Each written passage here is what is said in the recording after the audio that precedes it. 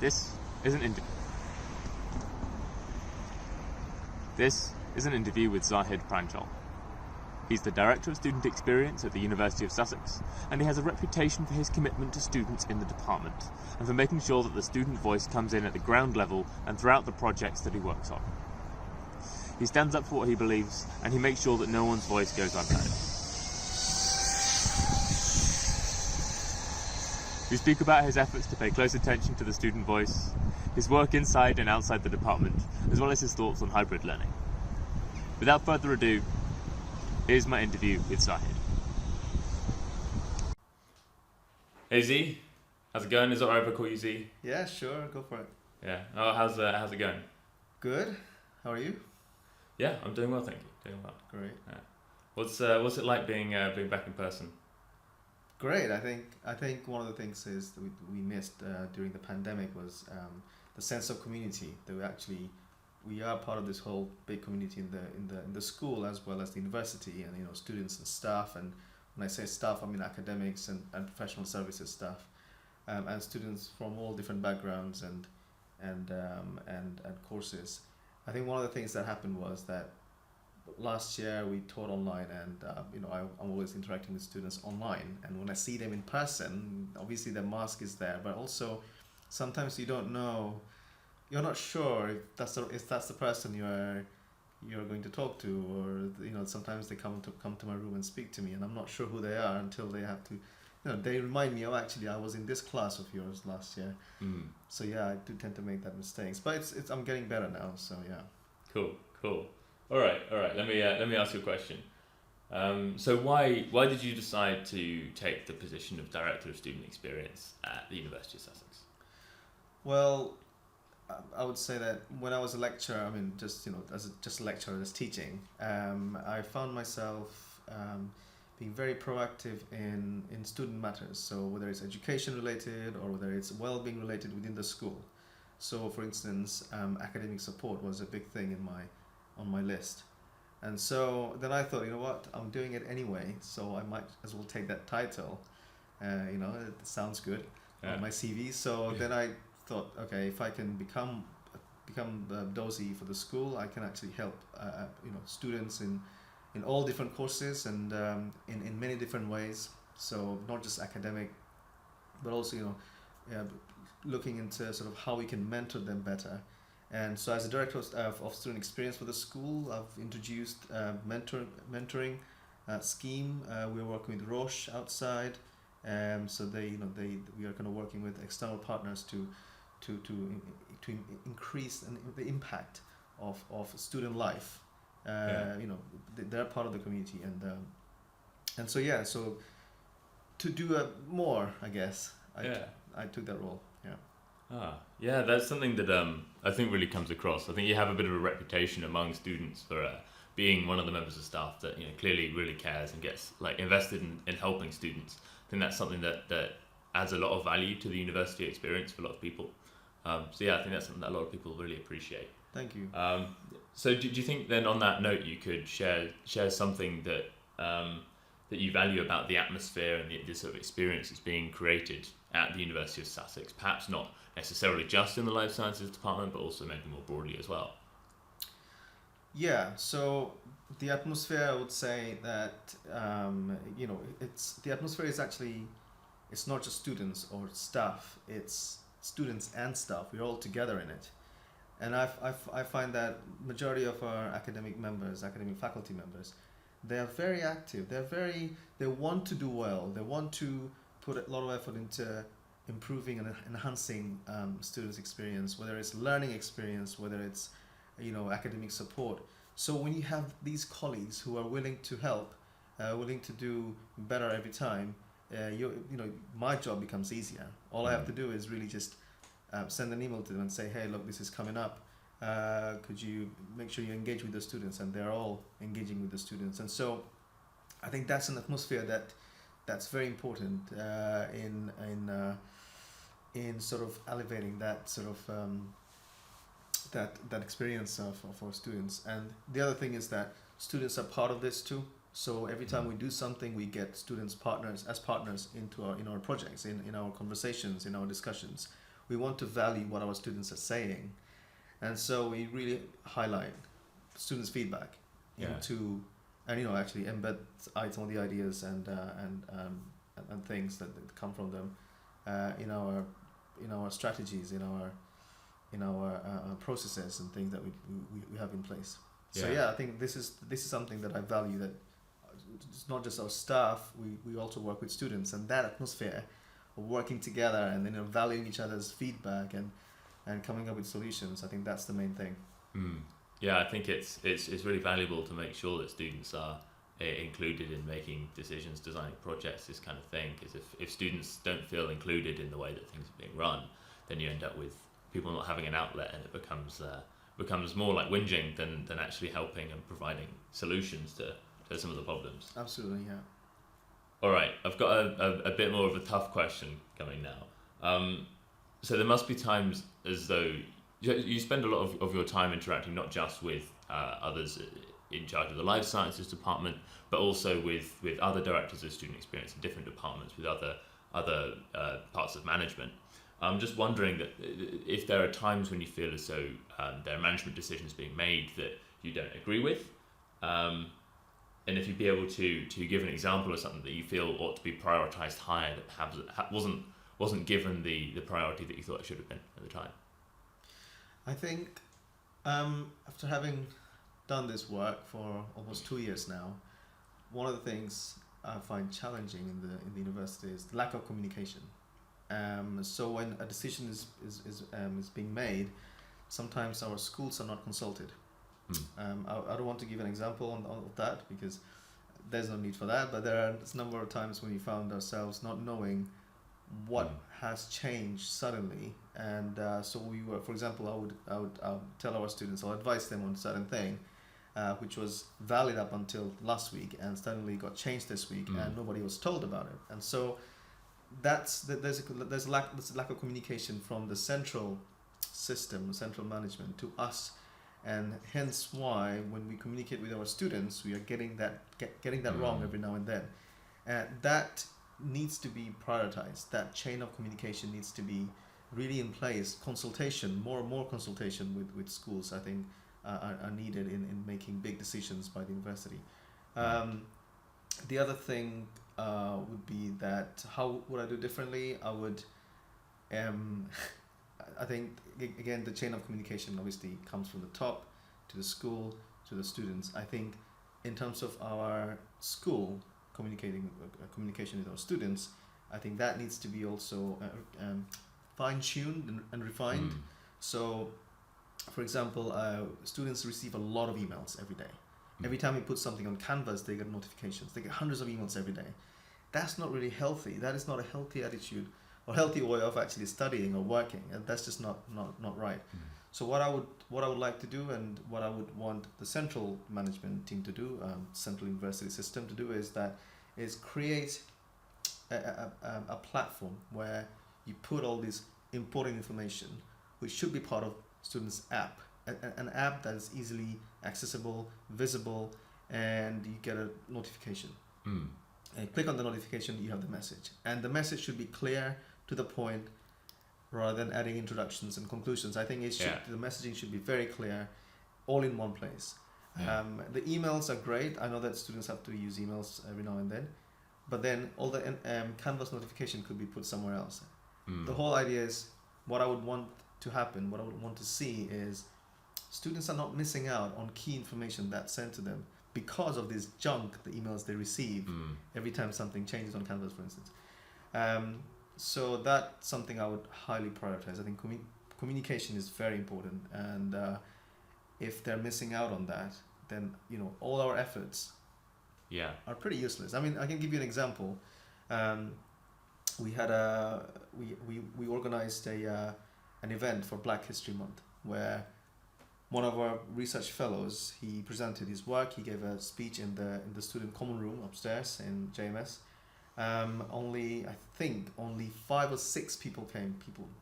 Student came, and I was disappointed because this was widely sort of advertised, promoted online by emails. But then I can't really blame them because they're receiving all these other emails, so they may have missed out on this very important email. I mean, we have to, celebrate diversity. We have to celebrate that there's history behind things that we are facing now and other people face all the time. So again, chain of communication, the right chain of communication, the right way of communication, it all feeds into all these things that we do in the school, right? And I want students to be part of this. I think it's a great learning environment if they engage with the right way of communication, I guess. Yeah, in the school. I agree with you very strongly there. I think while studying here, you hear a lot of problems, a lot of complaints, a lot of things getting battered around, and I think at the core of it really is communication in a lot of ways, because it's something that we've in the last maybe decade or so, there's been so much opportunity to engage on social media, to engage with all these other means, and email becomes less and less the priority. I think maybe 10 years ago, 20 years ago, for a lot of management staff, email was the main way of communicating, but it's just not as easy to grab people's attention with just a big block of text as it has been in the past. And so it's something that some adaptation is still needed in order to really bring in student attention. Absolutely, yeah. All right, I'm going to go just a little bit off piece. This is one of the questions that I sent you before. So at the moment, we're towards what looks like the tail end of another set of UCU strikes. And so I just thought I'd ask you what it is that you think about the 15 students that have locked themselves in Jubilee Lecture Theatre at the moment until the demands of the strike are met. Do you have any thoughts on that? Well, I think that students should be able to protest. It's their right to protest, and freedom of expression, academic freedom. These things are well practiced in the university by staff. As you know, there are recent events. So there are staff who heavily practice this. So I think students should be able to protest, definitely. What I would personally think should happen in response to that would be that the university needs to listen to the students, because they are the biggest stakeholders rather. They're the ones who are paying tuition fees to come here and study, and so they need to be listened to, and they need to be somehow consulted with. They need to be prioritized. I mean, even if you are thinking about the strike, it does affect staff. Obviously, the strike is there for the staff, because the pension and whatever. But students are part of it too. And I was telling you before that students need to be part of our discussions, our consultations, and our any changes that are made. They need to be included. And so, if they're not, that's where the problem is. And I guess now the university should listen to the students who are striking with us, who are supporting the strike. And I think they need to be listened to. Yeah, I think that's a good point. Structuring how students give feedback is a really important thing, and I think that's another thing that I've spotted has been lacking. There's been some new schemes in place, and that it seems like things are sort of on a positive trajectory. People have recognised that things aren't being done right at the moment, but I think it requires a lot of awareness and critical attitude towards things like the connector scheme might be a good example. Yeah, absolutely, I agree.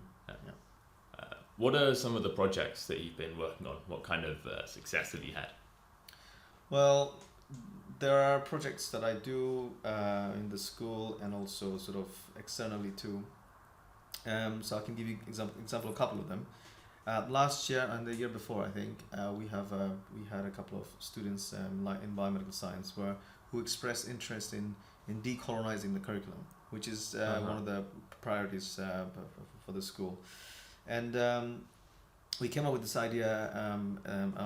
Obviously, it was a student-led project, so it was their idea too. Is that we need to investigate what our reading list look like. So I don't want to mention the name of the students, but they've done a great job. They came up with this whole idea, and then they actually worked through it. So to interrupt, could you make it clear what's decolonizing? Decolonization means, the curriculum means that you're deconstructing the colonial methods, the colonial systems that have been embedded in our education system, in higher education system, for many years. So there is, for example, there's this hierarchy structure in teaching and learning, Give an example. Reading list would be a very easy example to give. That when we looked at our reading list, we found that majority of the authors in the reading list are white male. So it's a Eurocentric reading list. I mean, yes, if you're studying back in the 90s, then that would make sense. But nowadays, in the last 30 years, we have a lot of scientists from BAME background and LGBTQ plus background, and all these scientists that published numerous papers in top journals. I think their work needs to be highlighted. Their work needs to be put into this reading list, because if you don't have that, if you look at the number of students we have who are from, for example, BAME background, the reading list should also represent, a fair number of BAME scientists, BAME authors. I mean, I'm not asking people to remove, books and papers written by white people, white males, Eurocentric, authors. But what I'm asking them to do is add more stuff to it, even make it a recommended reading list. So what we found in our study is that, which we published with the students, is that majority means majority, 70% plus of our authors are white male, 10 to 15% of female. Okay. And the BAME was very little, maybe 7 to 8% in the whole school, which isn't right. I mean, but again, this is the first step. Our first step to understand decolonization, understand how we can help the faculty to reevaluate their reading list and reevaluate their module structure, and think about how we can decolonize, deconstruct that colonial system that exists. Yeah. And we had success, obviously, because we published a paper. Success would be that I went to a conference 2 weeks ago where I presented this work, and I also talked about how else we can decolonize different curriculum, science and non-science ones, which was another success. And the other would be that our students actually presented their work at a conference organized by School of Life Sciences, where we had external speakers coming in. So I think it was a great success for our students, definitely. That's really cool stuff. I think there's a lot of value in the life sciences of being able to address these things using statistics, by writing a report, writing a paper that shows the results. I think having the scientific method behind us to demonstrate how important it really is to decolonize the curriculum, to increase the diversity of staff in the department. It's a very, very valuable tool to use. Absolutely. It's really valuable work that you've been doing as well. Thanks.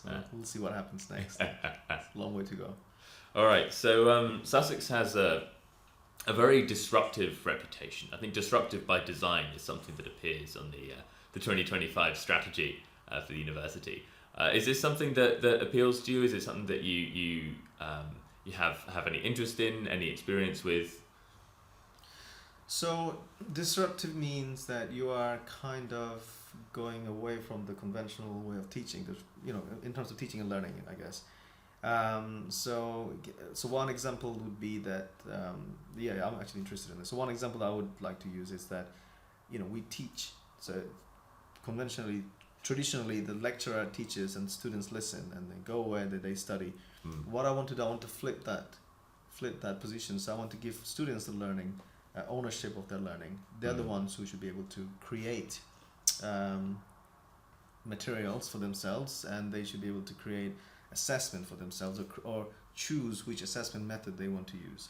So speaking of this, I mean, it's basically looking at inclusive teaching method. That's called inclusive teaching method, when you include your students in designing or in choosing the way they want to be assessed. So for example, if you have a task, if you have an assignment, they write, lab reports or essays, and we make it fixed. You gotta either write an essay or a lab report or answer questions.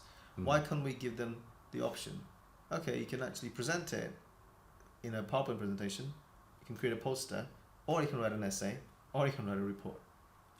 So giving them that choice, because not everybody is good at writing essays, not everybody is good at writing posters or whatever. So if you give them that choice, and the students get to decide, okay, you know what, I'm good at this, I'll just use that method.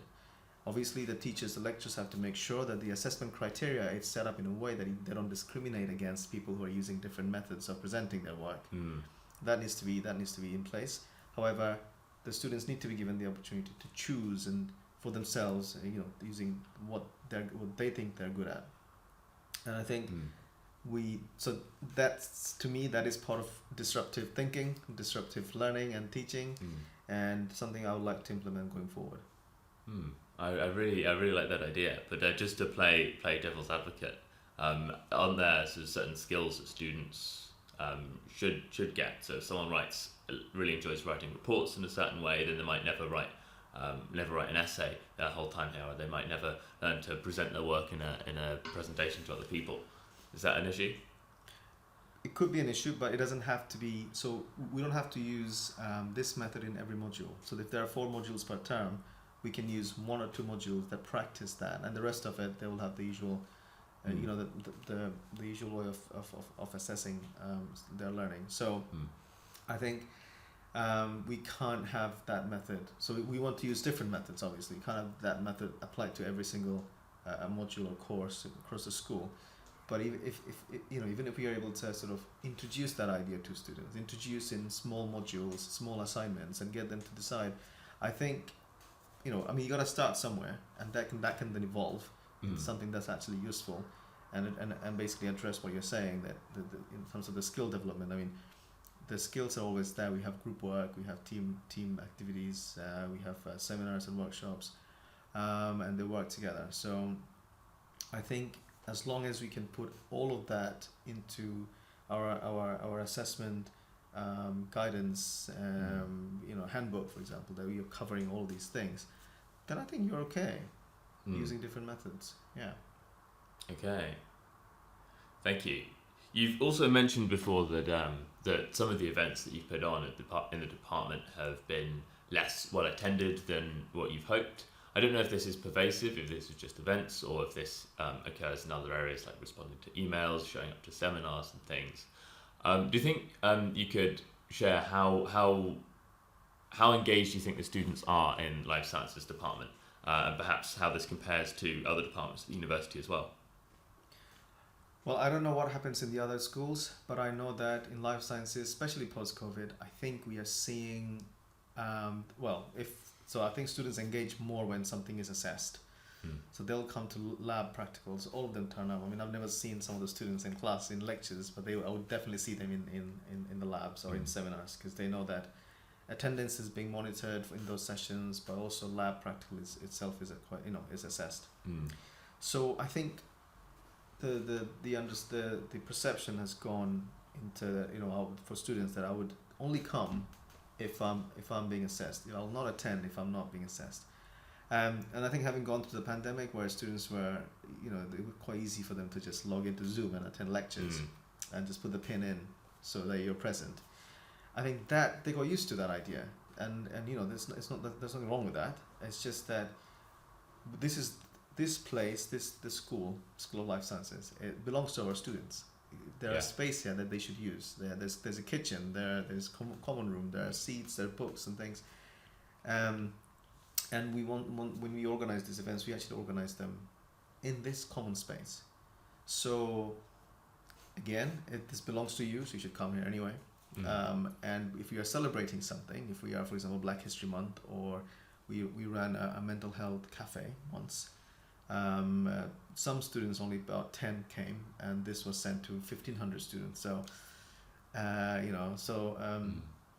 so I think that you need to feel part of the community. You need to feel that this place belongs to you, and you belong to this place. And I don't know the best way to achieve that, but I think we need to know, or we need to learn ways to promote these things. We obviously have Instagram now, and I'm not sure how many students actually see it. We also have a Twitter, but I guess if you come to the school, if students come to the school physically into the building, we can put posters up outside the building near the foyer area at the entrance, and they can see these things are happening, and they can put it on the calendar or just turn up. I think we need to do more physical promotion as well, because now that you're post-COVID. But again, students need to come in to the building in order to engage with these things. And if students aren't here to see the posters, then they're not going to find out about it. Exactly. Yeah. I think it is again maybe quite a contemporary problem as well, that there are just so many avenues for information. People will click on something that makes them want to click more, something funny, and then some event that's happening, they might be a little interested, but it's hard to direct your attention towards away from a lot of the entertainment that is on social media as well. Yeah, that's true. Yeah. Okay, so I also want to ask about hybrid learning. So this is something that has caused a little bit of controversy among some students. I know there's a petition. People want hybrid learning back. They want to be able to attend their Zoom lectures live.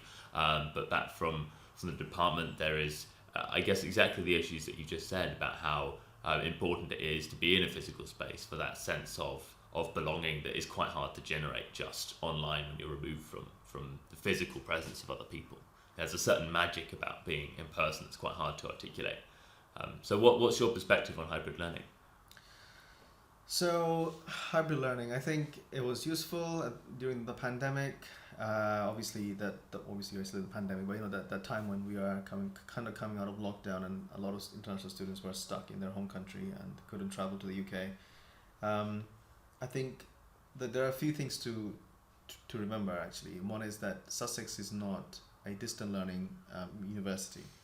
We don't promote distance learning unless it's specifically said that it says this course is only for distance learning and you study online. It's not that. So when students registered and came to study here, they knew that this is not a distance learning university. Secondly, I know that the Zoom, the hybrid learning is useful for a lot of students who are not coming to campus. But again, you spend 3 years, 3 to 4 years. Some students spend 4 years. The ones who are doing MSci, you'll never have this opportunity again. The life at university is very different. You're meeting new people, you're working with different people. When you come in first time, you live with your flatmates and you become friends. Some of you fall out, whatever it is. You want to meet new people, and you're always going to clubs and having fun, parties, and all sorts of stuff. There's a Falma bar. You're meeting new people all the time. Now you can't do that online. If you're online, you can see people's faces sometimes. I mean, not all students turn their camera on, obviously. So you don't see students, you don't interact with them the way you would interact in real physical space.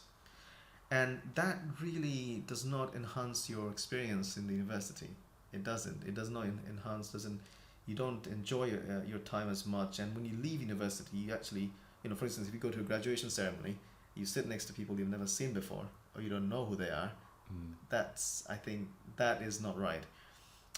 So I think that's why, we did look into this. We did look into whether we did consider this actually keeping this for this year. However, we also have students' feedback from last year that said that students themselves felt that because of the dual learning, the hybrid learning method, a lot of students didn't come to the sessions even though they were in Brighton.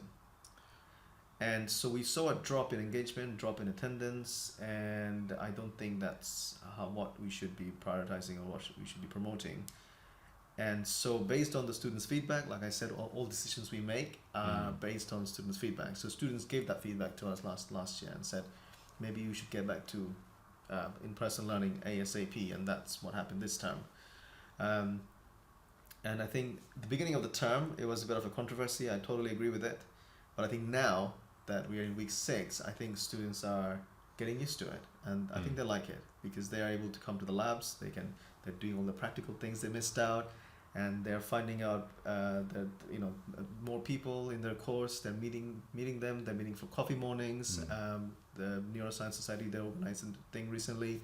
Biomed societies have weekly coffee mornings, and they're all kind of now in physical space, chit-chatting, having fun, grabbing coffee, and after 6 o'clock, I went to Falmer the other day after 6, and I found a lot of my biomed students, they're grabbing a pint or whatever, they're having that time, and I think that wasn't there for the last 2 years, and so I think bringing this or going away from this hybrid learning this term, I think we are bringing back some of that in-person interaction, some of that sense of belonging, sense of community. And I think, and also learning-wise, I think it's the best way to learn, because when you go for jobs in the future, you'll be working with people. in real physical space. And so if you're not used to it from university time, then obviously it becomes difficult for some people to get used to that in the environment.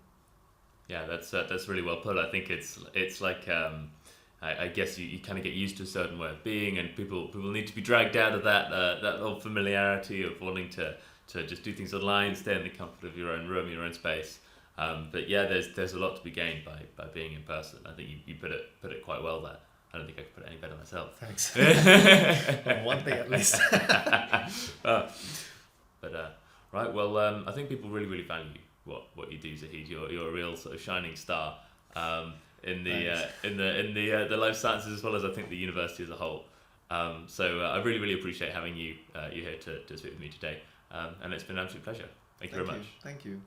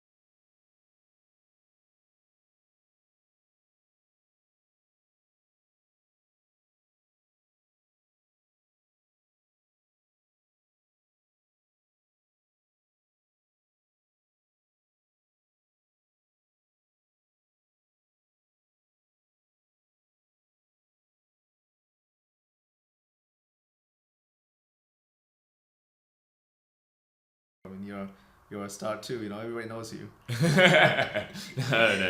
And it's actually, this is a very important thing. It's not Zahid, by the way. Hello. Yeah, I don't mind. And I call you Z, so it's Yeah, all right. fine. Yeah. Z is fine too. Yeah. All right. Well, thank you very much. That's okay. My pleasure.